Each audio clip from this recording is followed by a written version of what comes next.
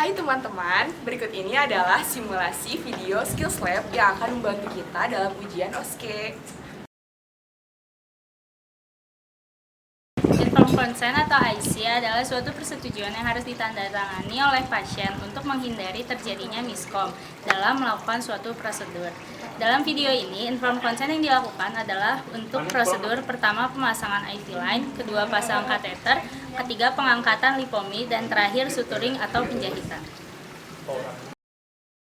Iya Ibu, jadi saya di sini Tiara Sandra Putri dari mahasiswa Fakultas Kedokteran Universitas Padjadjaran. Di sini itu saya adalah petugas yang bertanggung jawab atas tindakan medis untuk anak Ibu. Nah, pertama-tama Ibu benar kan ya dengan Ibu Raihana? Nah, Ibu Raihana yaitu orang tua dari Ade Nurul ya. Nah, alamat Ibu di Jalan Tubagus Ismail. Ya. Terus Ade umurnya 5 tahun kan ya? Iya. Jadi gini Bu, jadi di sini itu berdasarkan hasil pemeriksaan anak Ibu ini mengalami diagnosis mengalami diare. Nah, diare itu tuh jadinya menyebabkan anak Ibu mengalami dehidrasi berat. Nah, dehidrasi berat ini yaitu berkurangnya cairan tubuh akibat adanya pengeluaran yang berlebih, yaitu melalui buang air besarnya. Nah, jadinya anak Ibu itu mengalami dehidrasi berat. Dehidrasi berat ini bisa menyebabkan anak Ibu jadinya kehilangan nafsu makan gitu. Jadi kayak dia itu malas untuk makan sama untuk minum gitu. Terus udah gitu, jadi di sini itu kami akan melakukan suatu tindakan yang bertujuan untuk mengganti cairan tubuh dari anak Ibu yang hilang. Nah, biar jadi mengalami rehidrasi kembali, biar dia itu nggak kekurangan cairan tubuhnya. Ya, jadi untuk mengganti cairan tubuh tersebut akan dilakukan pemasangan infus melalui pembuluh venanya. Nah, jadi di sini itu prosedur pemasangan infusnya yaitu yang pertama bakalan dicari pembuluh vena dari adenurul ini di daerah pergelangan tangannya. Nah, kemudian kalau udah ketemu bakal dibersihin pakai alkohol. Nah, setelah dibersihin pakai alkohol itu nanti itu akan dimasukkan jarum yang bernama Akobat di sininya. Nah, itu tuh setelah dipasang itu kemudian disambungin ke ada tabung infusnya.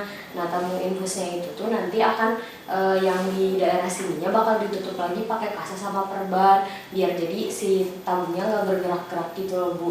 Nah, jadi nanti itu lewat selangnya bakalan dialirin si cairan dari infusnya itu ke dalam tubuh anak Ibu. Jadi prosedurnya kayak gitu Ibu. Nah, kemudian jadi si tindakan medis ini dibutuhkan untuk sesegera mungkin. Konsekuensinya yaitu kalau misalnya dilakukan tindakan ini jadinya itu nanti tuh anak Ibu bakalan dapat nafsu makannya lagi gitu loh Bu. Jadi dia bakal ngerasa lebih seger lagi soalnya si cairan tubuh yang hilangnya itu udah diganti lagi kan sama dari infus itu.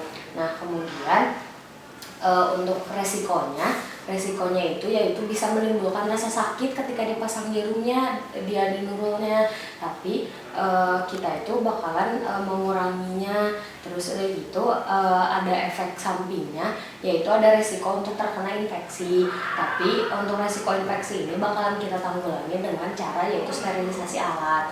Nah, si sterilisasi alat ini tuh untuk mengantisipasi infeksi tadi. Nah, kemudian untuk mengembalikan dehidrasi ini tidak ada cara alternatif lain Ibu selain memasangkan infus. Nah, jadinya ya nggak bisa diapa-apain lagi gitu selain dipasangin infusnya. Nah, prognosisnya kalau misalnya tindakannya ini bakal dilakuin nanti itu jadi keadaan adanya bakal membaik. Jadi dia bakal bisa makan lagi, bisa minum lagi. Tapi kalau misalnya tidak dilakukan tindakan ini, jadinya itu anak Ibu ini bisa menimbulkan kerusakan organ, karena kekurangan cairan, terus bahkan bisa sampai menyebabkan kematian jika tidak segera ditangani. Nah, oleh karena itu jadinya harus cepat untuk dilakuin. Jadi gimana Ibu, apa Ibu udah mengerti? Boleh dijelasin sedikit nggak Bu yang tadi Ibu tangkap? Jadi anak saya akan dipasangkan infus ya Dok ya? biar cairannya itu biar dia dapat cairan lagi, soalnya dia dehidrasi gara-gara diare yang anak saya alami. Terus nanti pertama pokoknya lewat di tangan kan infusnya, terus dipasangin biar cairannya, biar nafsu makan anak saya balik lagi. Ya, Ibu. Jadi gimana Ibu? Apa Ibu perlu waktu untuk berpikir? Tapi perlu saya ingatkan kembali kalau di sini itu karena anak Ibu sudah mengalami dehidrasi berat, jadi butuh tindakan sesegera mungkin. Kalau nggak apa-apa kok, ya silakan aja. Oh ya. Jadi Ibu setuju ya? Nah kalau gitu Ibu tolong isi ini ya.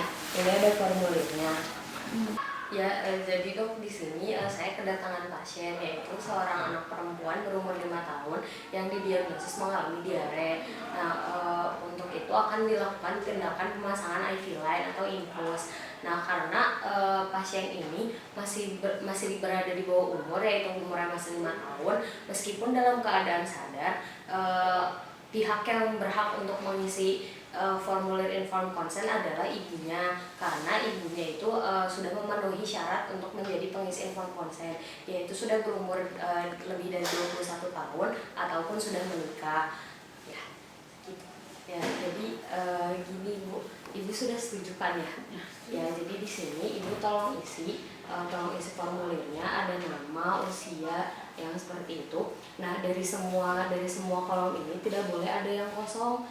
Jika memang tidak ada jawabannya, Ibu isinya dengan tanda strip saja. Nah, untuk pilihan seperti ini, untuk jawaban yang benar oleh Ibu dilingkari. Nah, jawaban yang salahnya Ibu coret. Setelah diisi, untuk kolom tanda tangannya di sini karena anak Ibu masih di bawah umur, jadi untuk kolom tanda tangan pasien serta tanda tangan saksinya itu diisi sama Ibu dua-duanya. Di sini tanda tangan 2 kali. Ya, nah di sini itu ada tanda tangan saya, dan untuk saksi lainnya lagi nanti akan ditandatangani oleh pihak rumah sakit, yaitu bisa suster ataupun dokter lainnya. Terima kasih dok.